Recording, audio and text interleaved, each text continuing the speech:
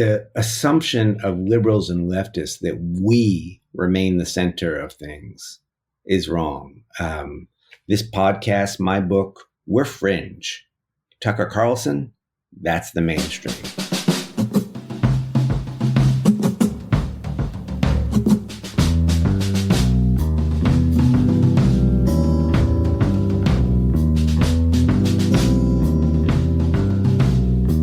The Signal is a podcast by the Bucks County Beacon.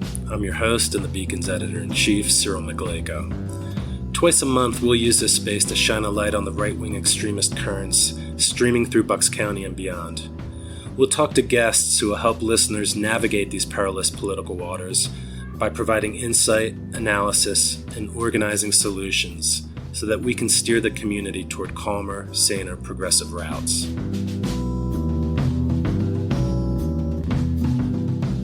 Jeff Sharlet is the best-selling author or editor of 8 books, including The Family, made into a Netflix documentary series. He's the Frederick Sessions Beebe Class of 1935 professor in the art of writing at Dartmouth College and a contributing editor to Vanity Fair. His newest book is The Undertow, Scenes from a Slow Civil War, described by the New York Times as riveting and the Washington Post as journalism as art. Today we talk to him about his new book and the growing fascist threat to American democracy. Hi, Jeff. Welcome to The Signal. Hi, Cyril. Good to be with you. Before we dive into your reporting that you've done for your new book, The Undertow, Scenes from a Slow Civil War, could you explain to listeners your approach to reporting and the type of journalism you practice? I first learned it as literary journalism, which was to say the so-called art of fact, which is or sometimes called immersion journalism. Immersion journalism, imagine yourself, you want to go and you want to tell a story about, I don't know, anything, a firehouse or the fascism of the moment. You don't go and stand on the outside with your notepad. You go get in the middle of it. You go get overwhelmed by it. And that's why I think I take a term, a friend of mine, Bill Wasik, an editor at the time, said, really it's submersion journalism. You get in over your head, you get lost a little bit. And the story that you tell is you finding your way out of the world into which you've entered. In this case, the fascist strain in American life now. The fascist political project in the United States in this moment is a movement of movements. As you've noted, it's not monolithic by any means. Can you guide listeners through the main strains of this political virus infecting more and more Americans on the political right? Yeah, I think it's a little bit of a bad news, good news kind of deal in the sense that what I call fascism, and I do not use the term lightly, so much so that in a 2008 book of mine, The Family, I actually said, look, I don't think full fascism is possible in America, partly because of Christian fundamentalism. It'll stand in the way of that. And I was wrong. And I write in The Undertow, I was wrong. What happens is you need to understand such movements as social movements. Plenty of other folks think, the social movements are good. Social movements are whatever you make of them. They're what happens when a lot of different tendencies converge. So right now in the fascism and what Trump was able to do, he was able to bring the business conservatism along. He was able to bring the white evangelicals along. He was able to bring what used to be called the alt-right, and now let's just call it the militias, the Proud Boys, the Oath Keepers, the Three Percenters, the transgressive characters along. We have the gamers, the militant right-wing gamers, all of these folks, some of whom would not talk to one another, some of whom viewed each other with great disdain. The intellectual Catholic right. This is not to speak of all Catholics, but the Catholic far right, now making common cause with Protestant evangelicals. These are some of the tendencies. So that's the bad news, is that they're all going in the same direction. The good news is that means there's fault lines. That means it is not a monolith. It means this is not one great big gargantuan, blah rolling over us. Why and how is Donald Trump able to activate these movements? And like you just mentioned, often disparate tendencies that seem to be latent for the last few decades. Or, maybe they were always there, but just not as strong, not as comfortable or emboldened to express themselves publicly. And instead were working more quietly in the shadows. Because, if we're being honest, white Christian nationalism and, a lot of these tendencies that you just mentioned in the broader fascist movement have definitely moved from the margins to the mainstreams of the Republican Party. Yeah, I mean that's a little bit why I titled the book "The Undertow," which is to say, what are these currents that have been pulling us toward this place? I've been writing about right-wing movements for 20 years, and some of the book, in fact, sort of precedes what I call the Trumpocene, and looking at some of the currents that were feeding into it, that were fringe movements that have moved into the mainstream. But the thing that helped me understand what Trump was capable of doing when he descended on his golden escalator in 2015, I had spent years looking at American right-wing Christian nationalists, not the sweaty pulpit pounders, the TV evangelicals, but the folks who are looking overseas, who are throughout American politics and American power, congressmen, senators, and so on. And the kind of authoritarianism they had long been exporting and supporting in other countries. Donald Trump exemplified that.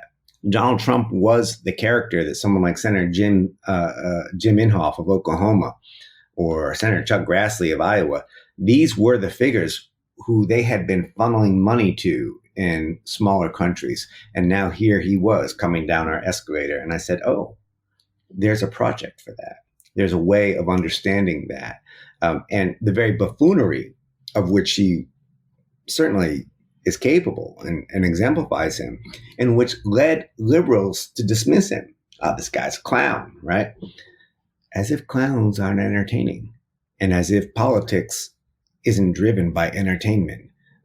I hear a lot of, even now, I can't believe here we are coming up on 2024 and we see some of the political press doing the same dumb thing, dismissing some of Trump's antics as just theater. What do you mean, just theater?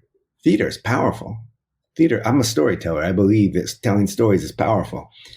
The man is good at telling stories. And I know a lot of people don't want to hear that, but I've been on the Trump trail from 2015 on, and I've watched it mutate to the point where, as a preacher in Omaha told me, he said, Trump is coming back, whether the man himself or his spirit in the flesh of another, right? Trumpism has gone beyond Trump. Staying on the topic of, theater and storytelling, what is the role of mythology in the fascist rewriting of American history and the use of so-called heroes and martyrs, say like Ashley Babbitt, who you write about in the book? Ashley Babbitt is in some ways a central figure of this book, The Undertow, and the book began to take the shape that it has on January 6, 2021, when I watched, as many of us did, almost live. It was looped very shortly thereafter, after she was killed. This 35-year-old white woman, Air Force veteran from Southern California, climbs through a broken window inside the Capitol and is shot dead by a Capitol police officer. And the Capitol police officer is a black man, and Ashley Babbitt's a white woman. And as soon as I saw that, as a student of American mythology, I understood how this was going to play. Within days, it did. That's a very old story in American life. It's the lynching story. It's the story of innocent white womanhood fallen prey to a black predator. This, not too many people have seen anymore, a movie called The Birth of a Nation, 1915, D.W. Griffiths. But you have seen it in a sense because it is the template from which Hollywood grows. One of the most influential films of movie history. A white woman leaps off a cliff to her death to escape a supposed black predator. It's a racist movie shown in its day in the White House. The movie glorifies the Klan, glorifies white supremacy. So I knew they were going to do that with Ashley, and I knew that if I wanted to understand what was going to happen in the post-Trump era, and by post-Trump, I just mean the post-Trump presidency era, I had to engage with, as you say, mythology. The book, The Undertow, is in some ways this undertow that's pulling us out. It's the myth. It's the myths of American life, right? As we come to believe in the stories more than the facts. And I think it's why I write in the book a lot about movies, the movies that we tell ourselves. The book is subtitled Scenes from a Slow Civil War. So many of the militiamen that I encountered in my travels who believe in a civil war, when you ask them what they think that'll look like, they come to movies. One speaks of the movie 300, Zack Snyder bloodfest, 300 Spartans versus a Persian horde. Others speak of Red Dawn, this 1980s movie, I think remade. Patrick, I know the 1980s one because I'm old. Patrick Swayze and a group of high school football players up in the hills fighting the Russian invasion. This is what they imagine. They imagine the romance of movies. And that romance is what's driving us toward the brink. We have to come back from the mythology. We have to come back into the real. In your book, you write about the loss that many of the people you interviewed feel, a loss that curdles into fury and hate or denial, and especially delusion. What is this loss that you're speaking of? I mean, let me tell the story in terms of Ashley Babbitt, this figure who what I did is I when I saw that, I knew she was going to be a central figure to the book. And I ended up flying out I live in Vermont. I flew out to Sacramento, California, where her mother was holding a rally, Justice for Ashley Babbitt. It turned into a brawl between Proud Boys and Antifa. And I followed her ghost, as it were, across the country, talking to these people who felt animated by it. And Ashley Babbitt herself, I dug into her life. Ashley Babbitt, two-time Obama voter, considered herself a liberal Democrat most of her life, a person who lived in a very blue area in Southern California, loved the beach, had a nice life in many ways, had lemon trees and lime trees and avocado trees in her yard, had a pool business. And yet, her business got terribly into debt. And houselessness was a real serious problem in her neighborhood. And she didn't have the language with which to understand it. One day, a man defecated on her lawn. And instead of saying, hey, how is it that our system has so failed these people that they're here? She saw Donald Trump. And Halloween of 2016 was her first tweet. #love Donald Trump. Here was this guy who gave her license to feel angry about, the crap in her front yard, and to not think about the condition of that person, right?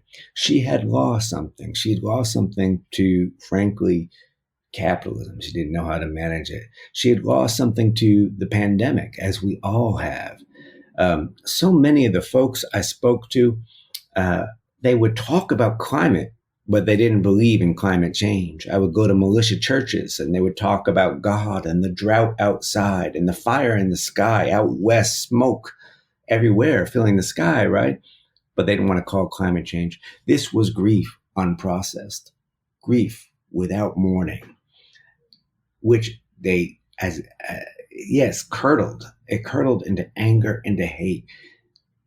There is pain in the world. There is suffering. These people have felt grief like everybody else. They're the folks who, instead of trying to process that, they pass their pain on to others. They pass the pain on to others through violence and blame and hate. So they're exploiting this economic pain. These movements are exploiting this economic pain and kind of marshaling it into more racist politics. I would argue that saying the movement is exploiting the pain is an accurate assessment of someone like Donald Trump or Ron DeSantis or Nikki Haley or Roger Stone, right? But I think the mistake of a lot of the political press is focusing on those elite actors. How many profiles have we read of Ron DeSantis now? I read 6. They've all been unilluminating, even by writers who I otherwise admire. Because the reality is this movement, Trumpism, not Trump, of which DeSantis is a part, whether he wants to be or not. This movement has now gathered steam and is going forward without them. Trump, Marjorie Taylor Greene, they're following the movement. They're not leading the movement. So yes, they are trying to exploit it. They're trying to get their surfboards out there on that wave and ride it. But the movement itself is bigger and drawing on deeper veins of American mythology. And to resist it, and by resisting, I think mostly what we do is we build something more beautiful, more democratic, more generous. We need to understand what's there. Because, look, I take pleasure in Trump being indicted tomorrow. I do. And even leaving aside the question, does this help him politically or not? Even leaving aside that, it's not the silver bullet. There's not going to be a silver bullet for this movement because it's not a werewolf. It's a movement. We're going to have to build a bigger movement in response. One of the theaters of the fascist war on America is public education. And in your own reporting for the book, that this kind of rears its head a little bit. We hear from people you spoke with who repeat right-wing canards about critical race theory, the emasculating of boys because of feminists who have captured education. Schools are making kids gay, etc. If we allow the far right to capture public education and use censorship and nationalist curricula like Hillsdale's 1776 curriculum, have we lost? Well, I'd like to question your terms. There's two words you use there that I'm not sure if really hold: if and we. What do you mean if? They have captured public education in two of the largest states, Texas and Florida, right? Texas, which has long determined what's going on in textbooks. And if you're following the reporting, and I've been reporting on textbooks for a long time because I'm interested in, as Joan Didion, the great essayist Joan Didion says, we tell ourselves stories in order to live. That includes textbooks. In a previous book, I did an examination of all the textbooks used in Christian rights schools and so on. So now we have this, maybe people have seen this news that we're going to be teaching in our textbooks now Rosa Parks without mention of race. Some people didn't want some other people to ride in the front of the bus. Who knows why? And we're certainly not going to be talking about queerness. So the if I challenge, right? Texas and Florida. Florida just abolished tenure. For all practical purposes. That will be coming to a state near you, wherever you are, right? That is a wave that's coming. It doesn't mean it's inevitable. Inevitability is a fascist lie, right? But it means it's coming, and we better do something. Then the we, I think one of the things I wanted to get across in this book, and people sometimes say, well, you ended up talking to all these militant folks and these right-wing folks. Why did you talk to them? Because they were who was there. Some friends, I was reporting in Wisconsin pretty extensively after the downfall of Roe, when Wisconsin became the first blue state to make abortion completely illegal, revert to 1849 law.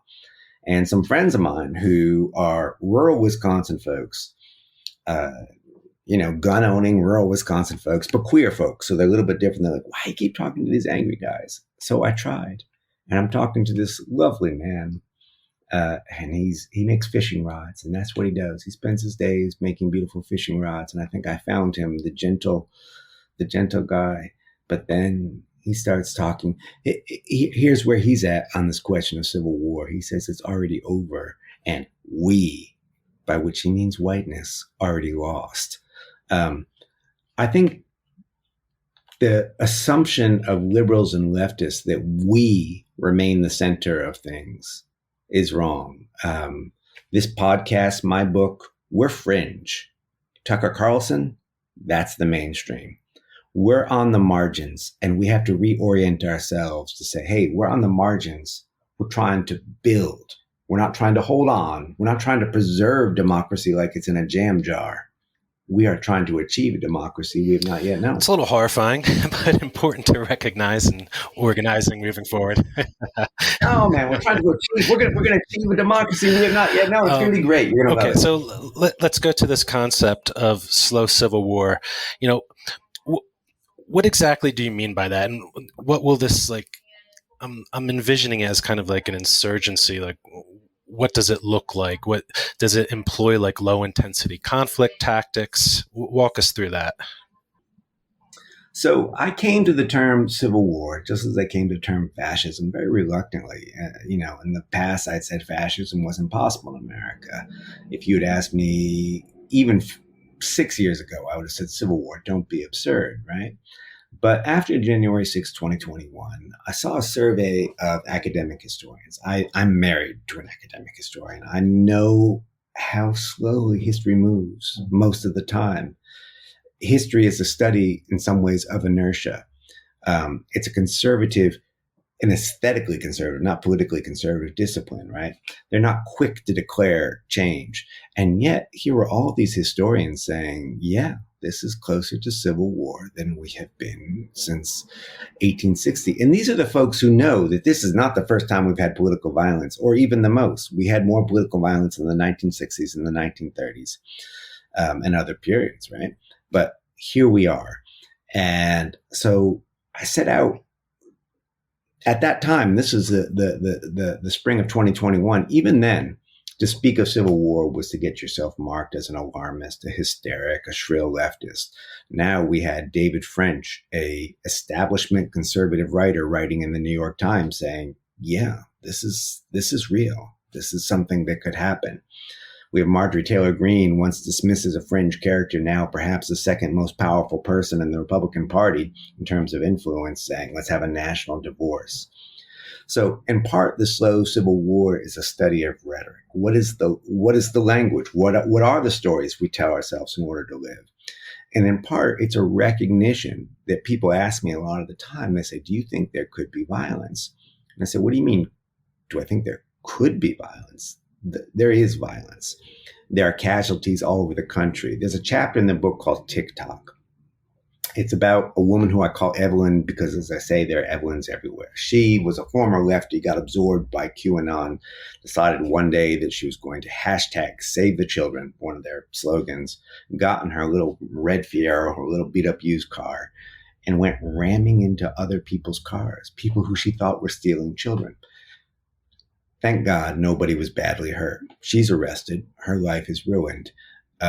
This didn't make national news. It didn't even make local news in Texas where it happened.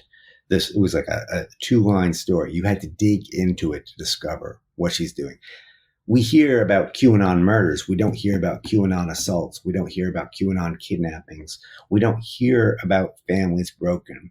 We hear every now and then about a woman who is denied, or a pregnant person who is denied reproductive care to the point of risk.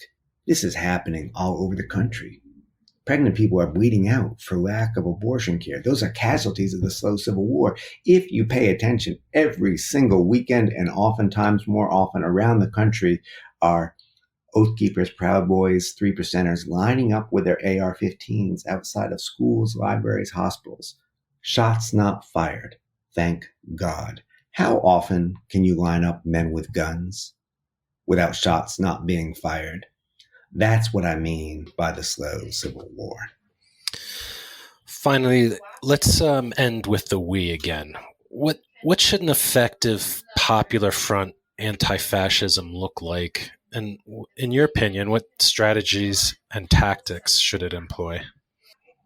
I'm not a strategist. I'm a writer. And I wrote about the right for a long time, and I veered away from it. And I have an adolescent queer kid who I'm trying to convince not to be afraid of the world, even as up to 20 states now have passed laws trying to deny their existence, right? So I got back into it and I thought, what could I do, right? What I'm good at, or hope to be good at, is talking to folks, gathering the stories, telling the stories. I'm kind of an all hands on deck person. However you want to resist fascism, whether it's electorally or whether it's in the streets, whether it's through art or on the page. Thank you. That's where I see it. This is a critical moment. As I say, I've been writing about the right wing for 20 years. This is something new. And I know there are continuities, but we have to recognize that there are changes. There is something new. So I said to my kid, this is what I can do. I can make this book, The Undertow. This book is for your future. I open and close it with some hope, some stories I won't get into right now, but long forgotten figures from the long struggle for freedom. And I think that's important to remember. This struggle is long. There's other movements that have been defeated, good movements, but they fought the good fight. And remembering them, remembering their imagination, threading it through all this darkness, that is what I, as a writer, can offer. I don't have tactics. I don't have, support your local progressive organizations, sure. But I don't have a 3-step plan. I don't think there is a 3-step plan right now. I think it's look up, look around you, listen, tell stories, get involved, fight for your future. Jeff, thanks so much for coming on the show. Everyone, you can follow Jeff on Twitter at Jeff Sharlet. And also, please buy his new book, The Undertow, Scenes from a Slow Civil War, at your local bookstore. Thanks again, Jeff. Thanks, Cyril. Take care.